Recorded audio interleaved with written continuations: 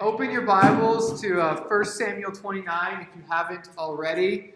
We're going to talk about how God is still good to David. Last week we saw how at the end of his life Saul would still not trust God, but now we're going to see how God is good to David. And we have to review the book a little bit because chapter 29 was all about Saul's attempt to force God to do something.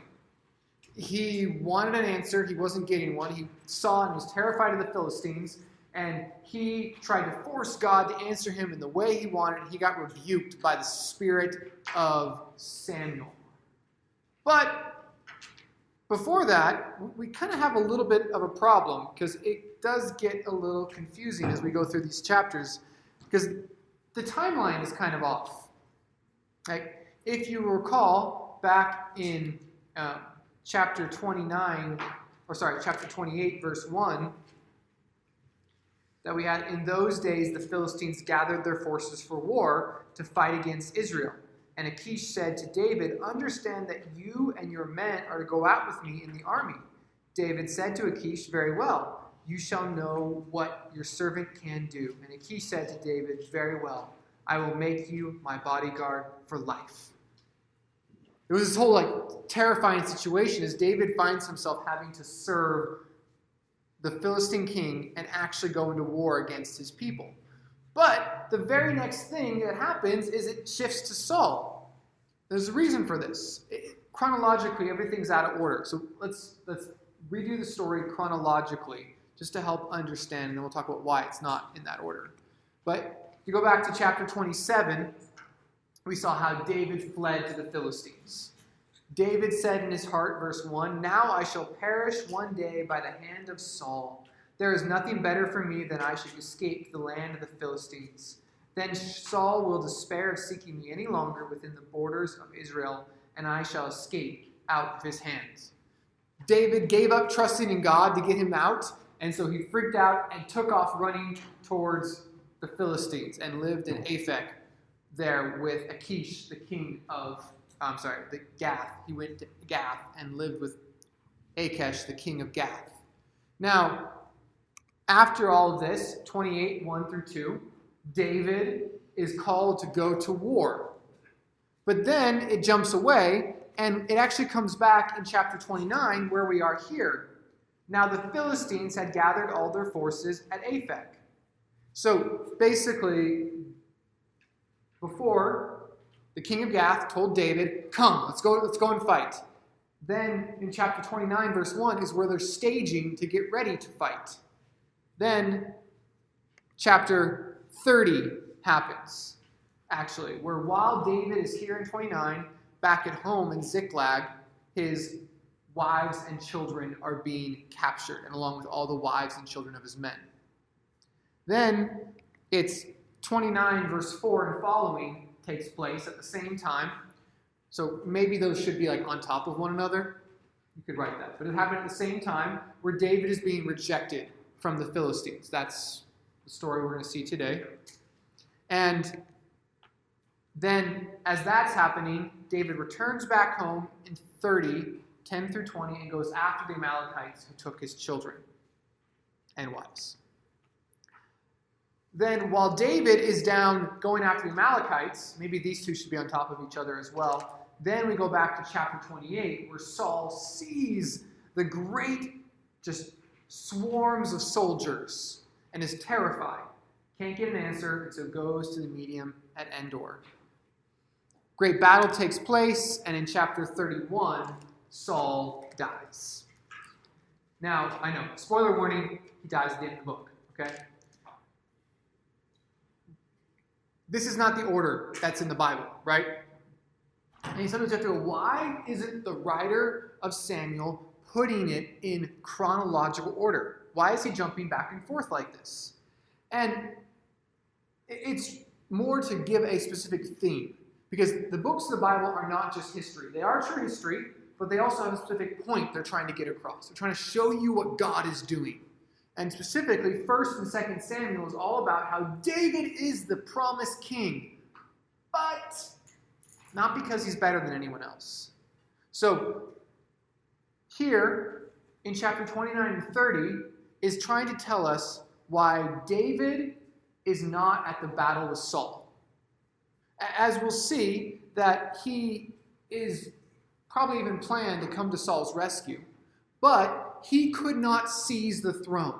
If he was partnering of killing Saul, then he would be seizing the throne rather than trusting God. Or if he fought against the Philistines, he'd probably have died too, or at least kept Saul from dying, and this would have gone on and on. So God had to remove David, giving him one of the most difficult situations in his life, so that God's justice could come on Saul. But secondly, there's a parallel between these two characters. We're going to see this. Because David is not any less sinful than Saul. All right, so it jumps back. It jumps in chapter 28 and reminds you how sinful Saul is. He does not trust God in the end because he is fearful. But you know what we're going to see in chapter 30? David is fearful too. David is dealing with his sins from chapter 27, now in 29. They're very similar situations. But while Saul has rejected his trust in God, David still has faith. And we see, really, that's the reason behind that is because God, in his sovereign choice, is still helping David. Make sense? There's a theme for it to show how David can be free and also how David actually isn't better than Saul. He just has God's gracious gift. So today we're going to see God graciously cares for David through his slip-ups and his struggles. God is the one still caring for David, still helping him when Saul did not get that care and help. Fair warning, we're not going to get through both chapters tonight. If you saw the email, you'd see that as well. So we're going to get through as far as we can as we see God graciously caring. So we'll get through the graciously caring through the slip-up part and as far as we can through the struggle. It starts off in chapter 29. All of chapter 29 is going to be about how David's rejection protects him from his own foolish slip-up. David's rejection by the Philistines is going to protect him from his own foolish slip-up. And it just comes out. David is rejected by the Philistines, verses 1 through 5. Now the Philistines had gathered all their forces in Aphek, and the Israelites were encamped by the spring that is in Jezreel. As the Lord of the Philistines were passing by, one by hundreds and by thousands, and David and his men were passing by in the rear with Achish, the commanders of the Philistines, said, "What are these Hebrews doing here?" And Achish said to the commanders of the Philistines, "Is this not David, the servant of Saul, king of Israel, whom has been with me now for days and years, since he deserted to me? I have found no fault in him to this day." But the commanders of the Philistines were angry with him. And the commanders of the Philistines said, "Send the man back, that he might return to the place to which you have assigned him. He shall not go down with us to battle, lest in the battle he become an adversary to us. For how could this fellow reconcile himself to his Lord? Would it not be with the heads of the men here? Is this not David, of whom they sing to one another in dances? Saul has struck down his thousands, and David his 10,000s. As we go into the story, this true life event, we got to remember how bad the situation was for David.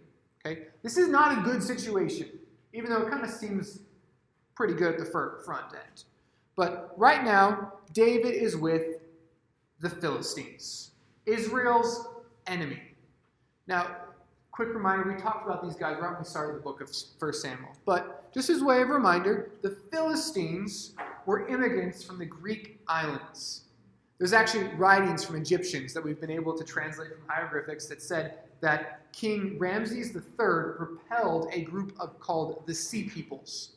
So they tried to go down, you can see it there, tried to go down into Egypt, but they were forced back up and settled along the shore of Canaan. And they fought with Israel over and over again because Israel was more in the hill country, the Philistines were on the seashore, and they fought over the nutrient-rich Shephelah in between. It's basically like if you imagine how, I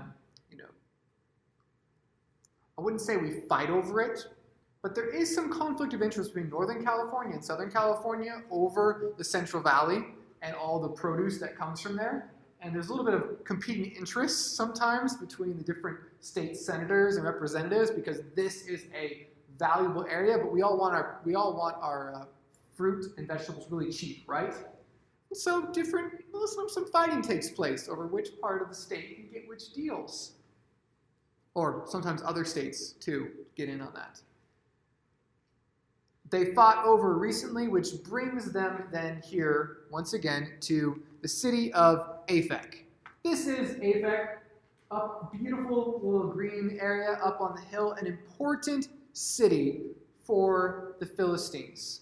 It was the site of it's an important city on the Via Maris, which was an important road. You can see it right there highlighted in that line is currently a highway that goes through, but it's an ancient highway existing all the way in the times of Abraham along there. That was a clear path where people traveled from Turkey, Central East, Europe, down into Africa. This was a hugely important trade route between the rest of the world and Egypt. So very influential.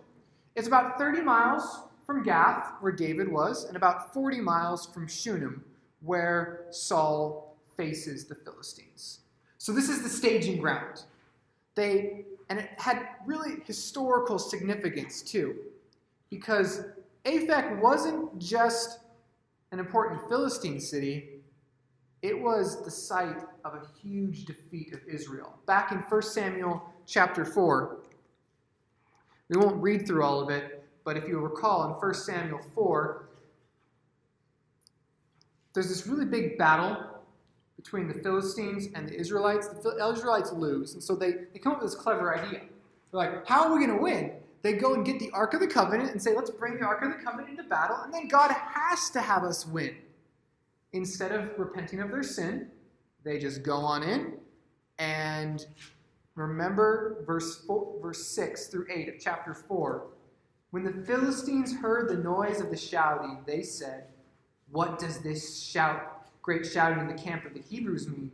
And when they learned that the ark had come to the camp, the Philistines were afraid. For they said, a god has come into the camp. And they said, woe to us, for nothing like this has happened before. Woe to us! Who can deliver us from the power of these mighty gods? These are the gods who struck the Egyptians with every sort of plague in the wilderness. They were terrified of the ark and the Israelites. But the story doesn't end with them afraid. It ends with God giving Israel into their hand. They had a huge defeat, and then not only did they take the ark, they ran back all the way up. You follow that path, the little green arrow, back to Shiloh and destroyed the city of Shiloh. And Eli, the high priest, hearing about the ark being captured, fell back on his head and died. This was the most disastrous defeat Israel had in the hands of the Philistines. And they captured the ark. If you recall, moved it from city to city. And God actually had to humble the Philistines because the Israelites couldn't do it until it was finally returned. Now, David enters the city of Aphek, and David would have known his history. And so he would be thinking, oh no, this is the place where Israel was defeated. I don't know if you guys can think of those moments, those places, or maybe it's a time where you remember sinning greatly. It was one of those moments you're like, I'm better than that. How could I do that? And then you go back to that place, or the same situation starts happening. It's in our family, often Christmas season. Things get crazy. The tensions get hot. Meal isn't going the way it should, and things come out that shouldn't as our sinful selves. And then you get up to there again, right? And you're coming around, you're like, okay, it's going to be better this year. And you're like, oh, it's not going better. Just imagine that's how David's feeling, okay? Here he is at Aphek. This is the city This is where the battle happened. This is where Israel was defeated. And right now, Israel is over at Jezreel, which is really far away. If you recall, it says back in chapter 29, the Israelites were encamped by the spring that is in Jezreel. So the Jezreel Valley is right over here where Shunem is, when that battle is going to be taking place. Israel is already there, about 40 miles away. David is on his own with 600 men, surrounded by thousands of Philistines. Now, remember we said that the Philistines were not a central government. They were different city-states that worked together. So, verse 2, the lords of the Philistines were passing by. So the different kings of the different cities start going around and they're inspecting. They're checking out the different soldiers and saying, all right, who's come? Who's gathered together? Let's make sure we have all our men before we march to Shunem. As you'll see up there, they're getting ready to get there. So they're looking through, and they go through the different kings. They go through all the different places, and they come to Achish, the king of Gath, right? And sitting with him is David. And they know David. Remember, look, verse 5, they're like, isn't this the David whom they sing to one another in dances? Saul has struck down his thousands and David his 10,000s. And who are those thousands and 10,000s that they struck down? Philistines. They're like, wait a second. This is the guy who's the amazing soldier and general who killed us and our men. This was a common knowledge. Even all the way back in chapter 21, when David first escaped, in chapter 21, verse 11, Achish's servants say, is this not the one that they sing to one another of him in dances? Saul has struck down his thousands and David his 10,000s. David's fame was quite far, and you could almost say infamy amongst the Philistines. And so they turn to Achish. They're like, why do you have this Hebrew with you? Why are you going to fight alongside him? And Achish comes forward, and he defends David. Because he's like, this guy, he's my mercenary. He's my bodyguard. He gives a couple reasons, saying he is the servant of King Saul. Meaning, everyone knows what Saul has been trying to do to him. Right? Not only is David's fame spread far and wide, but also Saul's animosity towards David has spread far and wide. The Philistines know what's going on. So he's like, he is a servant of Saul, and Saul's trying to kill him. So the enemy of my enemy is my friend. And he is also, David has been with him a long time. According to chapter 27, verse 7, it was a year and 4 months that they were together. So 16 months, David's been on the run for a really long time. And he didn't just come to him, he defected to him, or he left behind his former king. So he's like, he was a fault of him, he was a follower of Saul, but now he's defected, and he's been following me for a long time. And you know what? I have found no fault in him. No fault means, there's no lying, no guile, no problems. Remember, back in 28, verse 2, he said to David, I will make you my bodyguard for life, which literally in the Hebrew means the holder of my head. You're going to take care of me. You got my back, David. I trust you. But the different kings will not trust David. The other kings, it says there that it says, verse 4, the commanders of the Philistines were angry with him. They were furious. How dare you? They demanded David be sent back to his own city, and they did not want him in battle. Because they're actually really rightly concerned here that David will become their enemy and try and reconcile with Saul. Because what could be a greater way to appease Saul than to give him the heads of his Philistine enemies, right? Going into battle, you just imagine it, right? Go into battle, they engage against Saul, and then suddenly David's men fly out and start killing all of them from behind. They fall in battle. David brings the heads of the 5 kings to Saul, and Saul says, you're forgiven.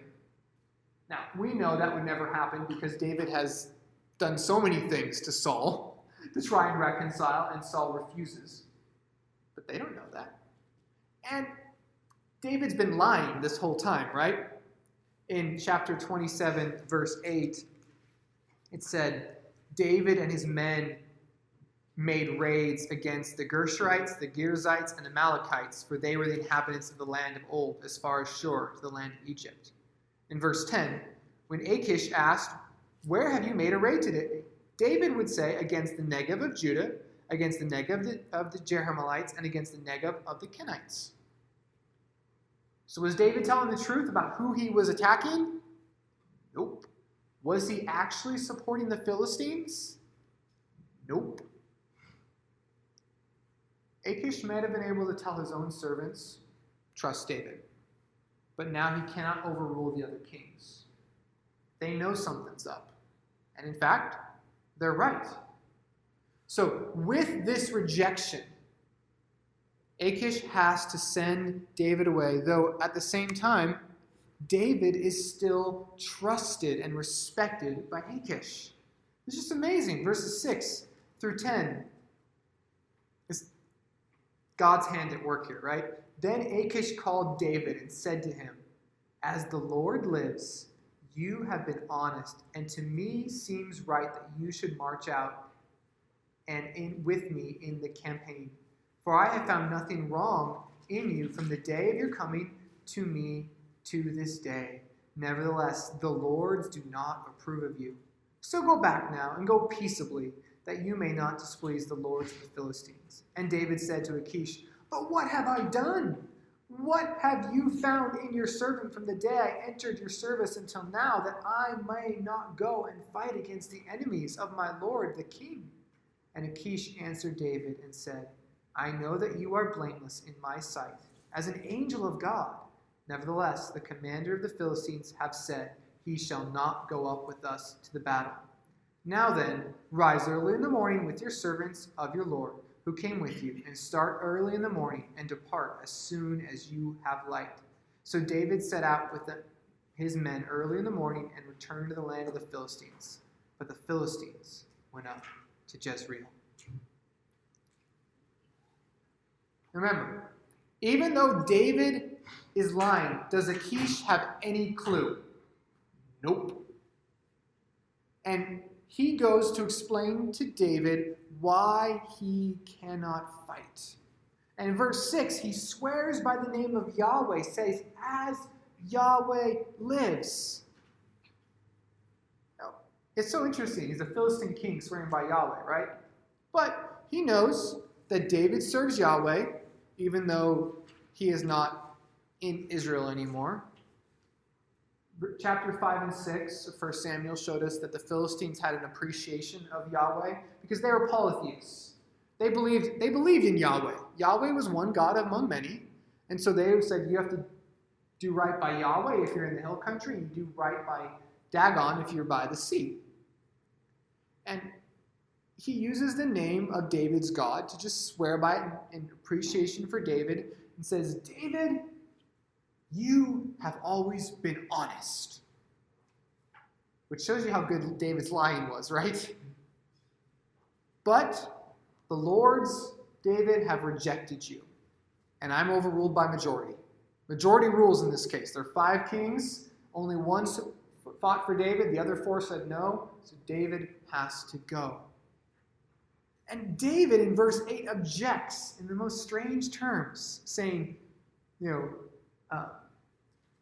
what have you found in your servant from the day I entered your servants until now, that I might not go and fight against the enemies of my lord the king? Who is my lord the king? It's kind of vague, right? Is he talking about Achish? Is he talking about Saul? Is he talking about God? It's very much like his response in chapter 28 verse 2, where he says, "Very well, you shall know what your servant can do." He never actually comes out and says, "I'm going to fight for you, I have your back." He just says, "You're going to see what I can do, and I'm going to fight for my king." Tricky, David. Perhaps David did really want to save Saul. He probably looked at all the soldiers. He looked at the huge army the Philistines were amassing, and he wanted to come in and rescue him. Perhaps. He wanted to fight in the battle. Achish calls David then a messenger of God, an angel of the Lord, showing his complete trust once more, but sends David off early in the morning, saying, "Leave quietly, leave peaceably, don't make a fuss, because if you do, the other generals will have a problem." Verse 11 then brings it to an end. David sets off with his men early to return to the land of the Philistines. David goes south back to from Aphek. Oh, that's the one over here. David goes from Aphek back down to Gath, where that little arrow is, and on the soldiers go up from Aphek to Jezreel and Shunem to begin their battle. Opposite directions. David is removed from the battle. He must have been relieved because he obeys and actually goes back to his home in Ziklag, not trying to skirt around and join Saul or anything. He doesn't have to fight Saul or the Philistines with his mere 600 troops. But this brings us all to a question. Where in the world is God in all of this? Because David is not seen praying. God's name is not mentioned except by the mouth of the Philistine king. But then you start to ask, is it coincidence that David was able to fool Achish for over a year? But now suddenly, when he's about to engage with Saul, the other kings will not believe him? Commentator Walter Brueggemann is surely correct when he writes, "There is no mention of God here, but we are dealing with a highly self-conscious theological literature that observes the undercurrent of divine governance without being explicit. Yahweh is with David everywhere, surely with him among the Philistines as elsewhere, surely in chapter 29 as in those places where it is explicitly stated." Achish's hands are tied. He's not in control. So who is governing all of this? Yahweh. Yahweh seems silent, but he is working. Because David is rescued out of this dilemma he created. Remember that David gave up on God and entered into this alliance with the Philistines.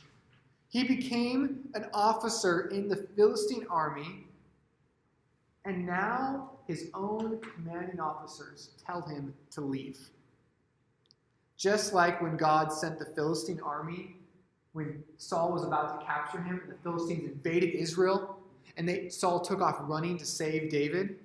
That's chapter 23. So the Philistines make unwitting but effective servants of Yahweh. God is saving David through Israel's enemies. It's interesting, God can use our enemies to rescue us, even from ourselves. Right? I was reading this in the commentary by Dale Davis, and I was looking at it, and I'm like, this is just so good. I laughed when I read it, so I have to put it to you. But he was writing about a children's story he read, and how a Christian woman was alone one day in her house, out of food, was telling of her plight to her Heavenly Father. She was just calling out loud to her Heavenly Father, asking for her daily bread. Now, don't think of nice, structured houses like we have. Think of like a tin shack that exists in a lot of places around the world. So if you talk, even with a moderate volume, your neighbors can hear you. So her neighbor, who was an agnostic or an atheist, he heard the woman praying. He's like, you know what? I'm going to have a little divine fun with her myself. So he went and purchased 2 loaves of bread and left them at her doorstep and then kind of snuck away. The woman saw them, burst into a devout and grateful prayer, praising God for providing this bread for her. And her neighbor is like, I want to break her up from her job. I want to give her some reality. So he goes up to her and he says, no, I bought you the bread. It wasn't God who had answered your prayer. It was me.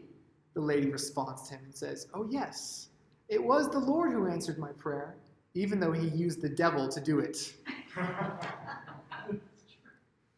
I just had to use that line. It was just such a good story. It was such a good line. And this is so true that God can use evil people to save his people, right?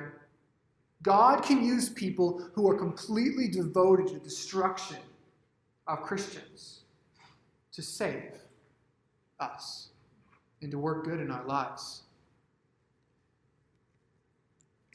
I think the question we must ask sometimes is, how sovereign are we going to allow God to be?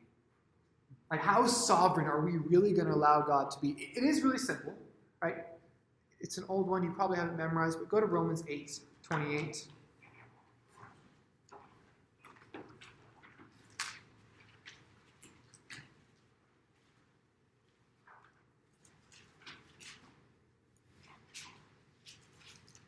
Romans 8:28.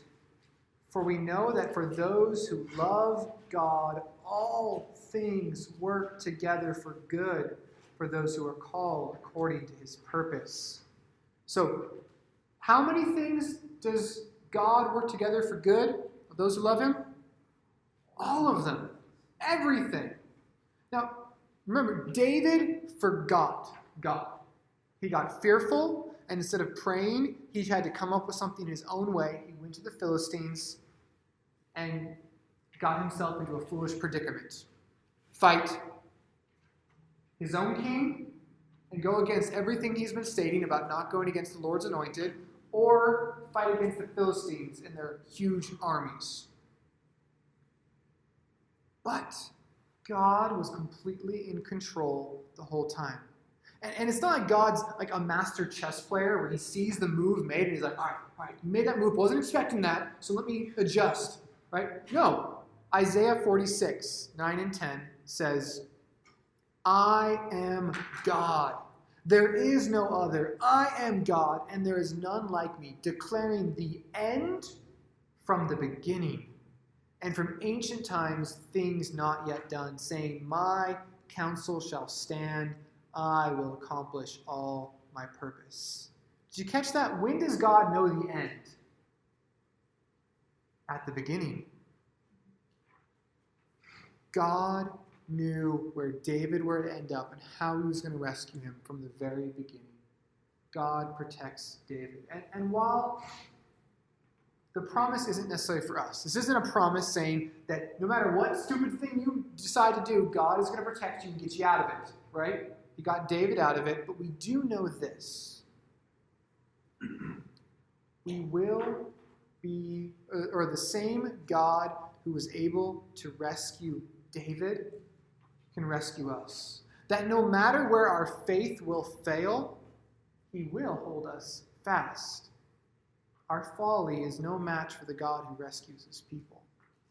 Because Romans 8:29, then it says, for those he foreknew, he also predestined to be conformed to the image of his Son, in order that he might be the firstborn among many brothers. We don't know for sure that God's going to get you out of your dumb choice. But you do know for sure God is going to make you more like Jesus through it. You ever made a mistake? Make a foolish choice, and you're wondering, where's the hope? And you're like, man, this is bad. Maybe you too made a decision and you forgot to pray, and now you're in a jam, and you don't know how you can get out of it. Is God sovereign over that situation? Absolutely. Is God working good for you in that situation? Yep. As believers, we sometimes need to look back on our lives and look at the foolish decisions we've made and the good ones, and remember what God was doing in them and see the results. and then trust God for the present ones as well. See, God is very good to rescue David through the Philistines. But lest we begin to believe a prosperity gospel, which says, God always just makes you healthy, wealthy, and wise. God wants to make you comfortable. He wants to give good for you, and all you have to do is ask God, and He'll give you good. Actually, things get worse for David. He gets rescued, and then things get worse. As we see David's desperate struggle keeps him from the battle. God has a great plan for him. He's working it out, but he is going to put David through a desperate struggle. We'll see how long we get through this. All right, and we'll finish the rest up last week. Because David turns back, and he finds instead that his people and his wives are captured. Yes, he escapes from one battle and has to go into a far worse one. Now, verses 1 through 2 is a flashback. Sorry, I turned back to it too. Back in 1 Samuel chapter 30, verse 1. Now when David and his men came to Ziklag on the third day, the Amalekites had made a raid against the Negev and against Ziklag. They had overcome Ziklag and burned it with fire and taken captive all the women and all who were in it, both small and great, and they killed no one, but carried them off and went their way. The narrator is jumping back in time and just remind us what was happening. While David was up dealing with the Philistines, something terrible was happening back in his home in Ziklag. The Amalekites, who were one of Israel's longtime enemies, largely were in the southwest tracts along the Dead Sea. And remember, who has David been attacking this whole time? Amalekites, been one of them. Now, he left no witnesses, so this probably isn't a reprisal, but they do know someone up north is attacking them and burning their cities. So they do the same thing. They attack the city, they raid it. Raid means stripped. It's the same word used in chapter 31, verse 9, when the Philistines cut off Saul's head and strip him of his armor, just ripping it apart. It's like the famous military practice of scorched earth, where you just burn everything to the ground so that your enemies have nothing to use to re-equip themselves. So they have burnt the entire city down. They've taken everything and everyone.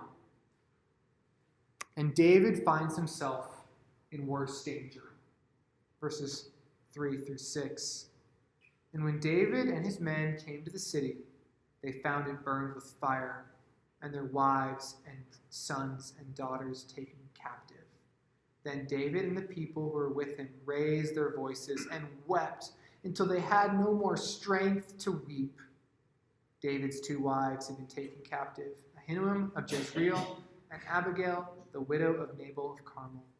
And David was greatly distressed, for the people spoke of stoning him, because all the people were bitter in soul, each for his sons and daughters, but David strengthened himself in the Lord, his God.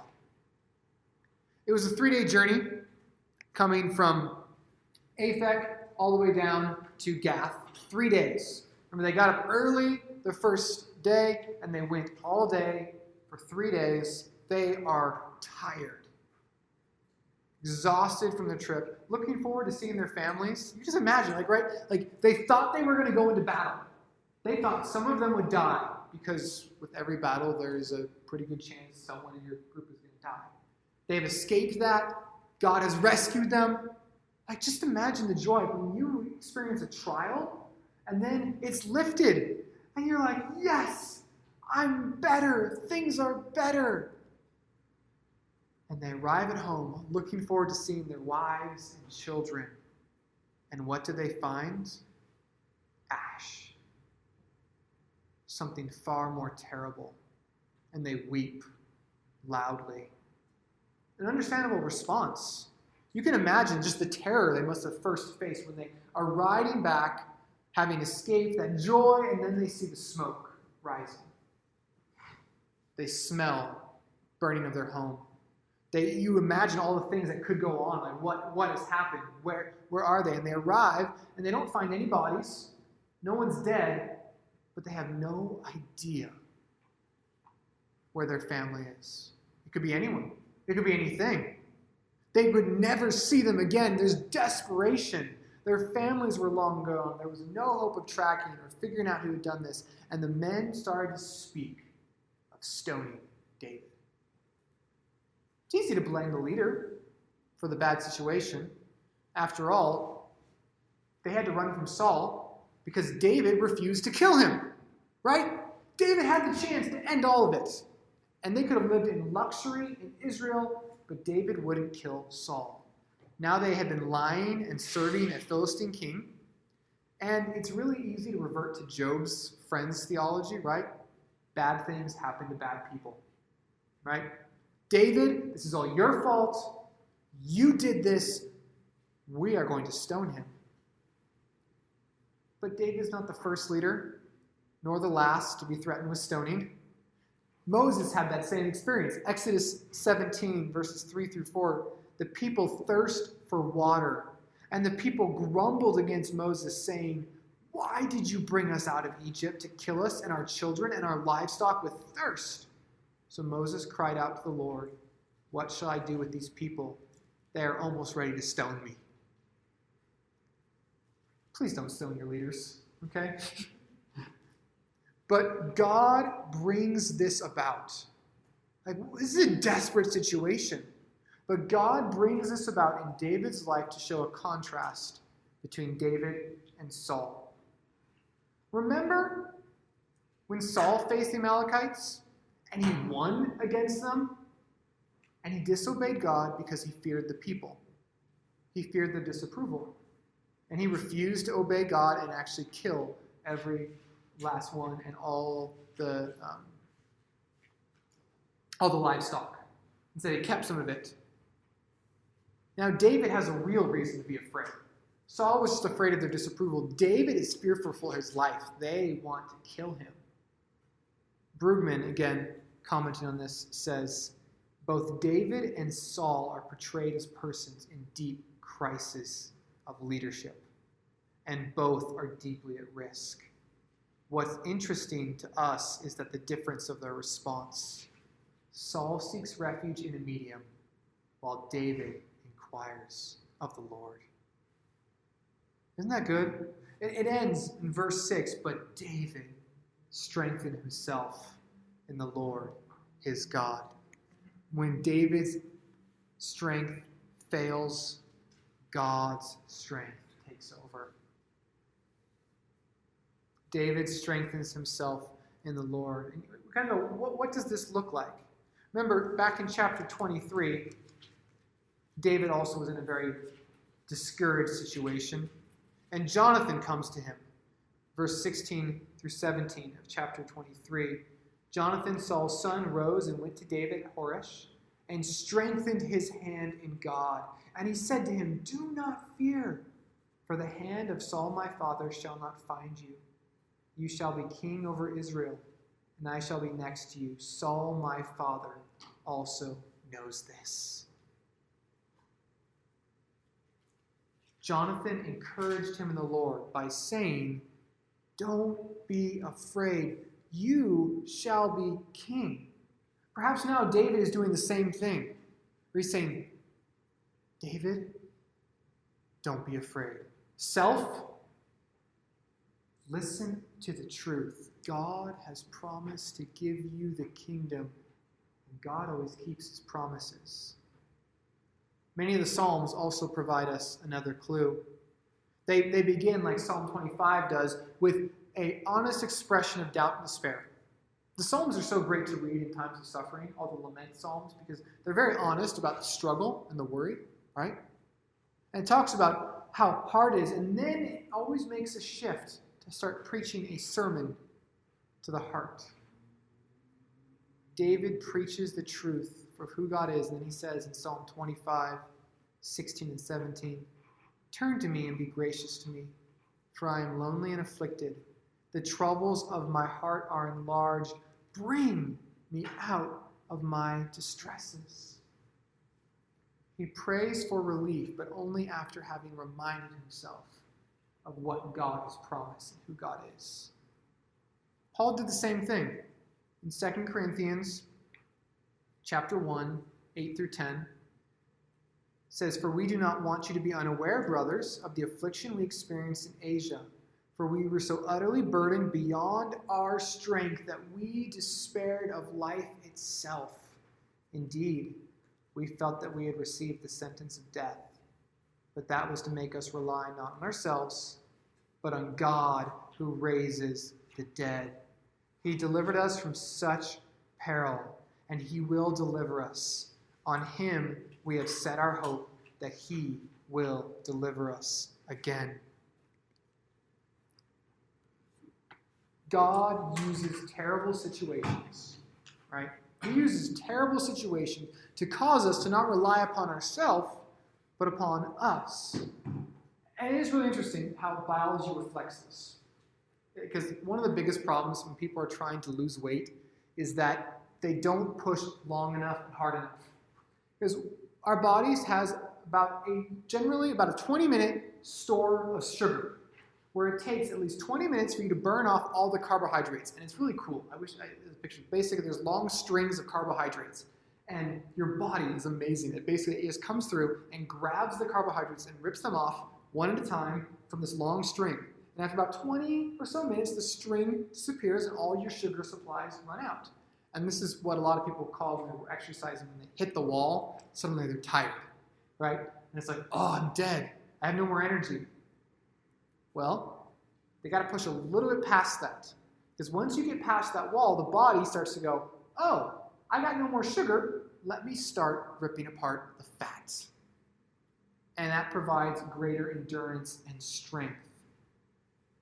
In the same way, it's not really till our strength runs out that we see God's strength come through.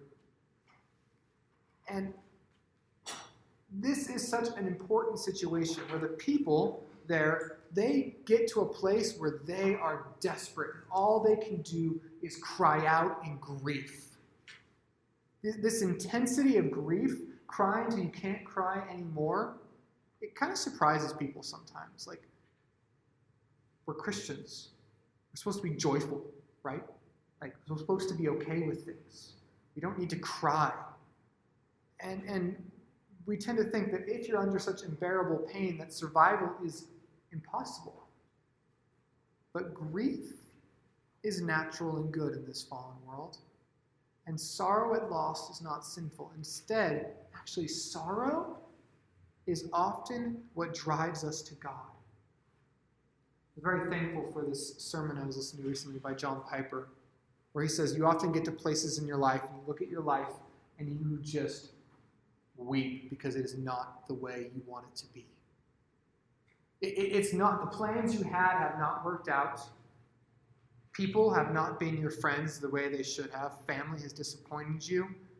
Life has fought you. And you look and you go, wow, God, do you really love me to give me this life? And what if we said, he says, have a good cry over the life that you thought you had. The death of your dreams, have a good cry over it. And then turn and accept the life that God has given you. And trust him. And see his strength and his goodness shine through. It's okay to cry.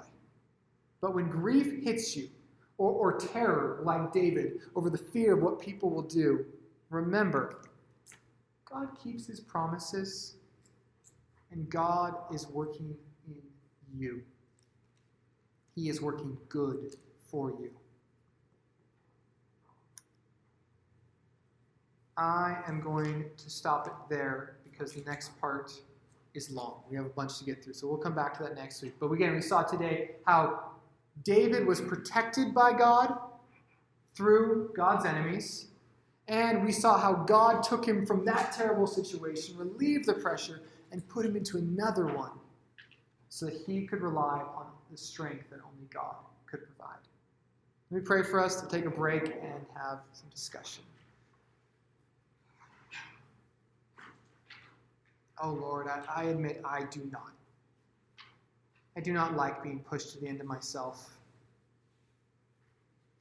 I do not like, Lord, when I am not strong enough to handle what life comes at me. And I confess, Lord, so often that is my pride that says, I want to be able to do this. I want to figure it out. I want to be smart enough, wise enough, strong enough to handle life's troubles or even life's blessings. I know so many that face the same way. And Lord, we believe, we trust that like David, you take us to the end of ourselves that we might rely upon the God who raises the dead. So Lord, may we do that. May we be like David and strengthen ourselves in you and your word. May we preach the truth to ourselves when we doubt, when we fight. Put on the full armor of God, going into battle against the thoughts and temptations of our heart. Lord, we love you. We pray that you would enable us to love you. May we see the good you are doing. And Lord, may we be able to encourage others in their sorrow that you are still good. We ask all of this to the praise of your wonderful name, O great God. Amen.